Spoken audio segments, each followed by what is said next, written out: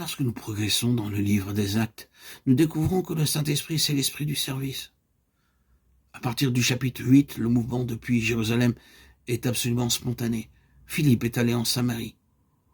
Qui lui a dit qu'il devait aller en Samarie? Sans nous tromper, nous pouvons dire que c'est le Saint-Esprit qui l'y a conduit. Les croyants agissaient sous le contrôle souverain du Saint-Esprit. C'est l'esprit du service.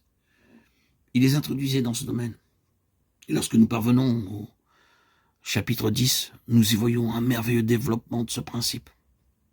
Nous le remarquons dans ce que les prophètes, quoique imparfaitement, avaient pu voir. Dans le chapitre 10, le Saint-Esprit dépasse le cadre d'Israël pour aller vers les gentils, les non-juifs. Que peut-on dire des prophètes à ce sujet? Qu'en est-il de Jonas?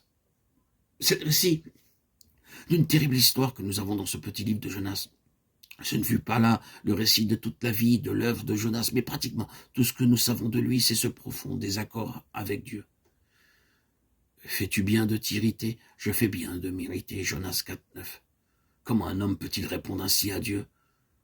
Quelle en est la raison? C'est parce que dans sa grâce immense, Dieu déclarait, il ne doit pas y avoir d'exclusivisme. Je ne suis pas uniquement préoccupé par Israël. Mon cœur aime aussi les païens. Le monde tout entier est l'objet de ma grâce. Jonas était tellement exclusif et ne concevait rien d'autre en dehors de son propre cercle.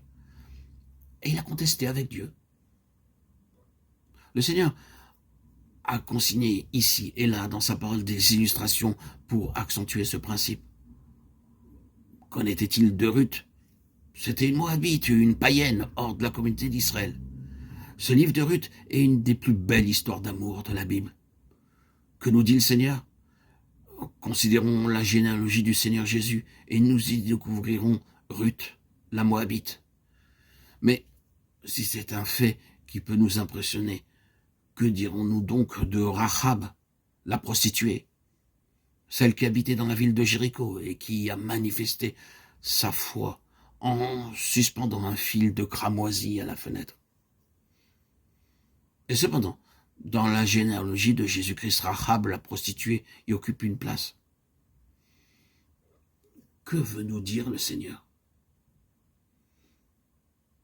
Il transpose dans la nouvelle dispensation le principe de l'œuvre prophétique du Saint-Esprit à travers l'Ancien Testament. Dans Acte 10, il l'introduit concrètement. C'est comme s'il disait « Allez vers quiconque, qu'il n'y ait pas d'exclusivisme. » Il est impossible d'être des gens gouvernés par le Saint-Esprit sans avoir le monde dans notre cœur, sans être concernés par tout le peuple de Dieu et par ceux qui ne font pas partie du peuple de Dieu. Il désire que cela soit ainsi. Permettrons-nous que cette vérité agisse en nous profondément?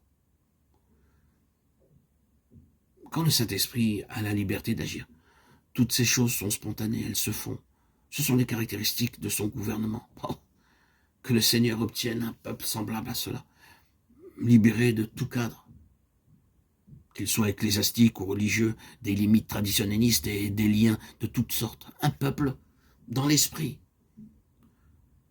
Que le Seigneur fasse cela de chacun d'entre nous.